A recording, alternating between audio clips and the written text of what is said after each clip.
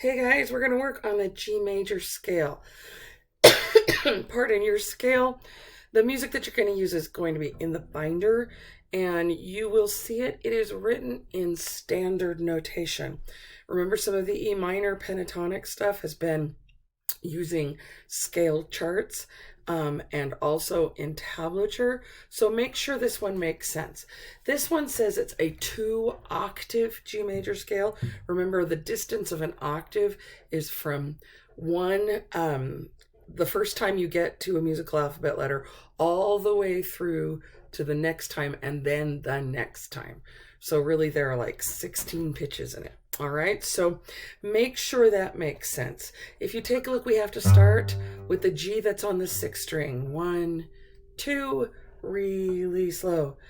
G, A, B, C, D, E, F sharp, G, A, B, C, D, E, F sharp, G. Remember that F sharp on the 4th string is with your pinky finger, your 4th fret finger.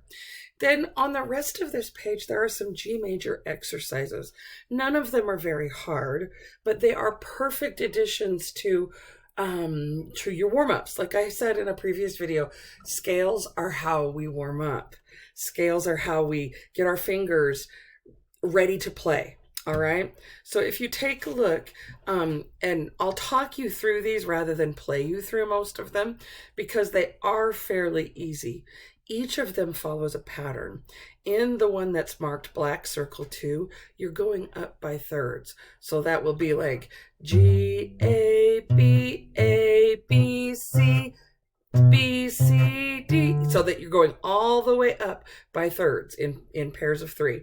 And then remember that F sharp is in that 4th, on the 4th string on the 4th fret with your pinky finger.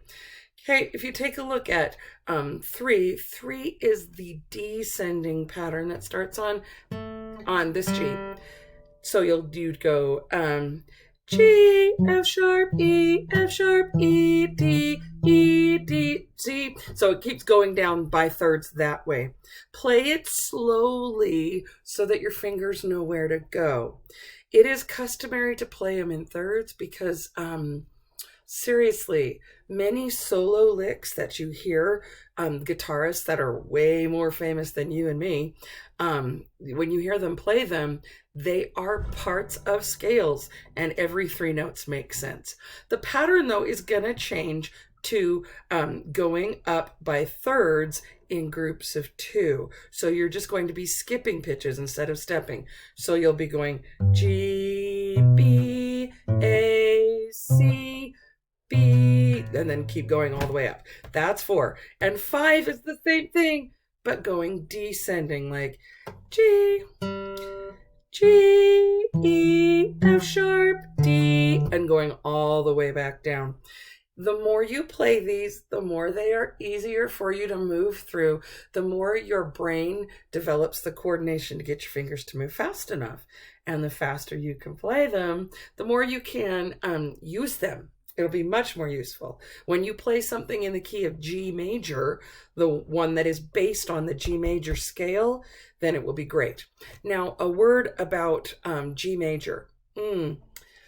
If your parents don't love you enough to force you to take piano when you were younger, or even now, you know that on the piano, we as pianists like to play in certain keys because they are easy. Like C major, there's no sharps, no flats. You're only just mostly using the white keys. It's easy. On the guitar, G major is an easy chord. Just about everything is open or in the 2nd fret with the exception of the F sharp. Your F sharps are in the 2nd fret like most everything else, except the pesky one on the 4th string. So G major is a super easy key to play in. The next easiest is D major that has an F sharp and a C sharp, and that C sharp is of course just a half step higher than the C's. Now you might be thinking, why is she telling us this? The more you play these G major scales, the more anything you play in G major is just going to make sense to your fingers. And because your fingers already have a facility in knowing where things go, it'll be faster to play them and easier to play them. All right, so give it a try. Make sure you're practicing the E minor pentatonic scale from yesterday. These are great scales to have in your hands. Good luck. Let me know if you have any problems.